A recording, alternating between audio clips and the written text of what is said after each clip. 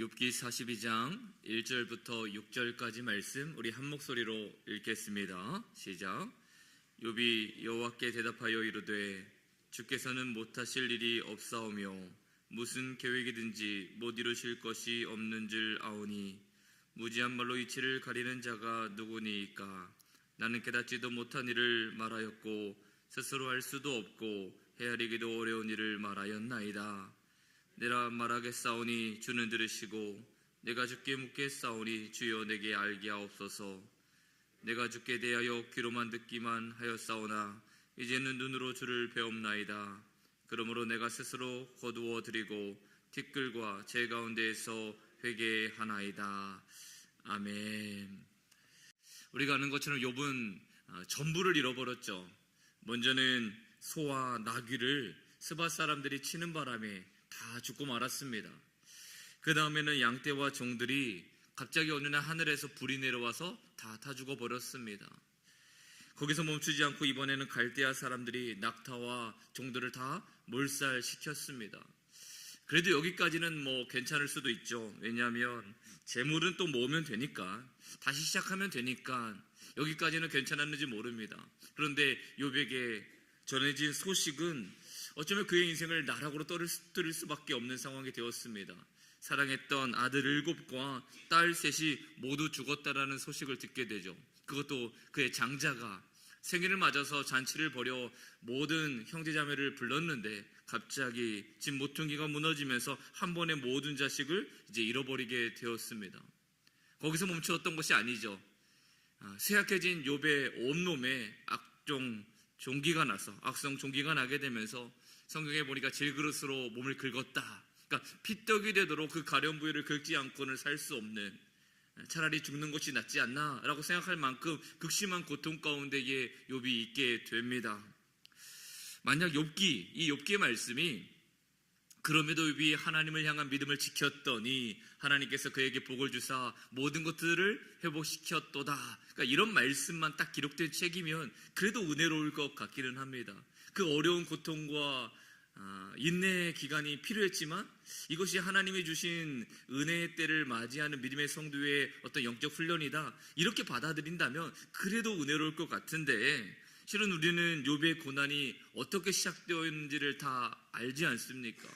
욥기 1장에 보면 사탄이 세상을 두루 다니다가 하나님 앞에 오게 되는데 하나님이 그 사탄에게 이런 이야기를 하지 않아요? 내 종 욥을 보았느냐? 그와 같이 온전하고 정직하고 악에서 떠난 사람이 없다. 근데 그 이야기를 들었던 사탄이 하나님 앞에 이렇게 반문을 하는 거죠. 그가 아무런 연유 없이 하나님을 찬양하겠습니까? 그가 아무런 복을 받지 않았는데도 하나님을 경배하겠습니까? 그에게 하나님께서 복을 주시고 물질도 주시고 또 자녀들도 주시고 온갖 것들로 축복해 주시니 그가 하나님을 찬양하는 것 당연하지 않습니까? 이렇게 하나님 앞에 12조의 말을 걸게 되는 거죠. 그러면서 그의 모든 소유를 빼앗아 보십시오. 아마 그는 하나님을 욕할 겁니다. 그의 몸을 치면 틀림없이 주를 향해 욕할 것입니다. 하나님께서 그 이야기를 듣고 사탄에게 허락하는 거죠. 시험을 허락합니다. 그래서 결국은 그 욥의 모든 고난이 시작되었다.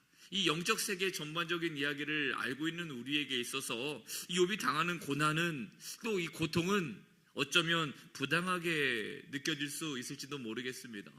더군다나 욥이 고통을 당했을 때에 그의 사랑하는 친구들이 위로한다라고 처음에는 왔는데 결국 그 친구들이 욥의 그 괴로움을 더하는 일을 하게 되지 않습니까?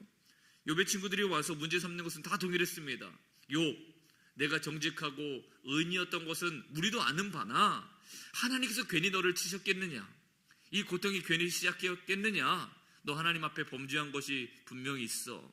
무엇인가 하나님께서 이렇게 할 만한 이유가 너의 삶에 있으니까 그것을 돌아보고 회개해야 돼. 그런데 그런 물음이 있을 때마다 욥은 뭐라고 말합니까? 나는 죄가 없어.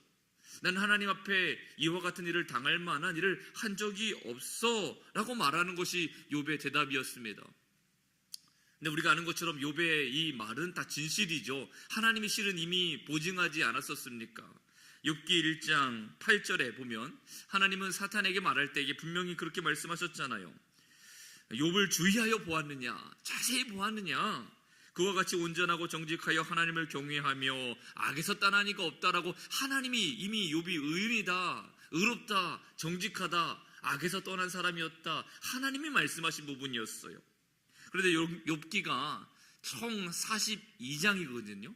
그런데 2장 하반절부터 무려 38장까지 이르기에 너는 죄가 있느냐 없느냐, 나는 죄가 없다, 이 공방전을 계속합니다.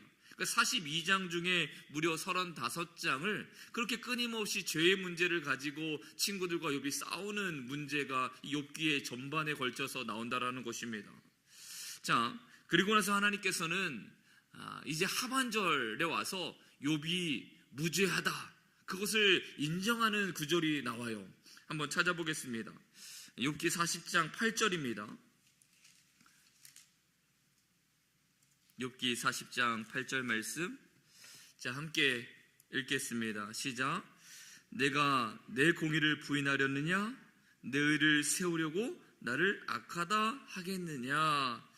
이 8절의 말씀을 보면 그 안에 하나님께서 이렇게 말씀하시는 거죠. 너의 옳음, 너의 의 안다라는 겁니다. 잘못되지 않았다라고 하나님께서 말씀하세요. 그런데 이 말씀이 굉장히 재미난 부분이 뭐냐면, 하나님께서 그래, 욥 잘 견뎠다, 그리고 내가 좀 잘못 생각했던 것 같다, 이건 너를 좀 시험하려는 것이었는데 너무 심했던 것 같구나, 미안하다, 이렇게 끝나는 이야기가 아니라는 거죠.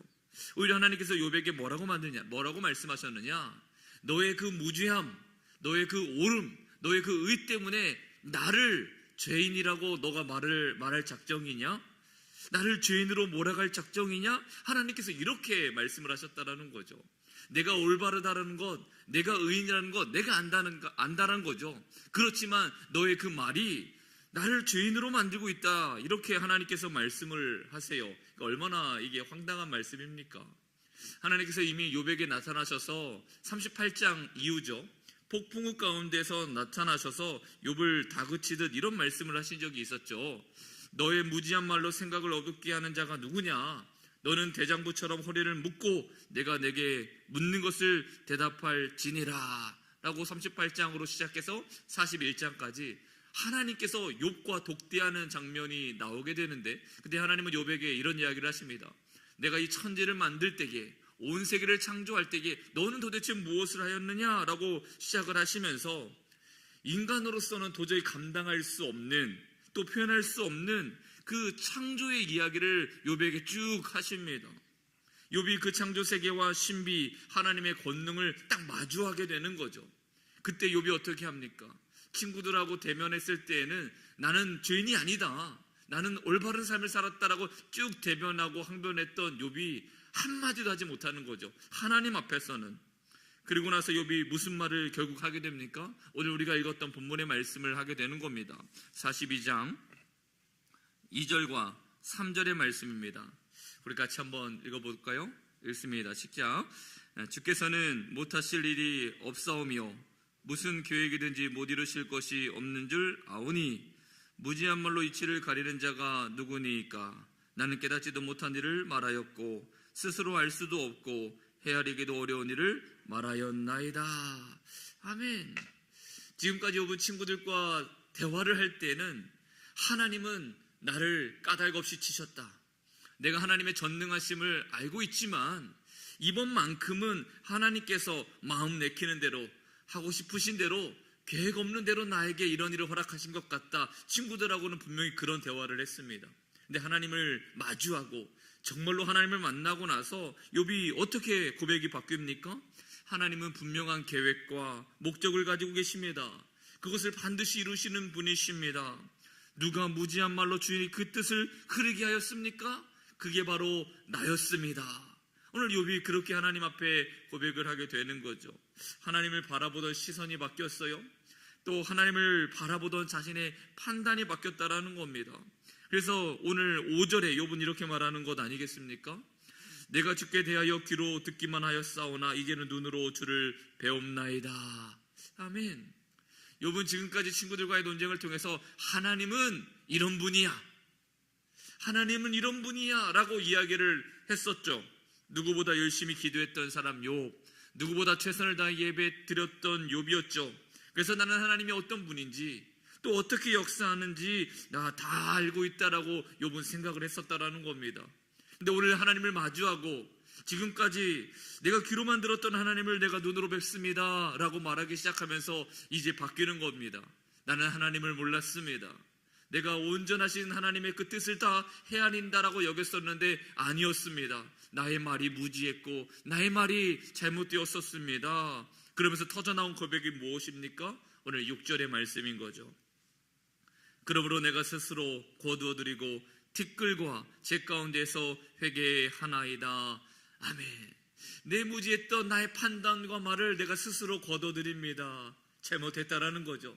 그리고 오로지 티끌과 제 가운데에 회개하나이다. 이유 불문이라는 겁니다. 내가 어떻게 살았는지 다 떠나서 하나님 앞에서 나는 근원적인 죄인입니다. 이것을 오늘 욥이 고백하게 되는 겁니다. 하나님께서는 욥을 인정할 만큼 분명히 욥의 인생은 의로웠고 정직하고 죄가 없었습니다. 그럼에도 오늘 이 욥이 정말로 하나님을 대면하여 보게 되는 그 순간 나온 고백은 내가 티끌과 재 가운데에 회개하나이다. 이 고백을 하게 되었다라는 것입니다. 우리가 잘 아는 것처럼 베드로가 예수 그리스도의 그 전능하심을 딱 마주하게 되면서 했던 고백이 무엇입니까?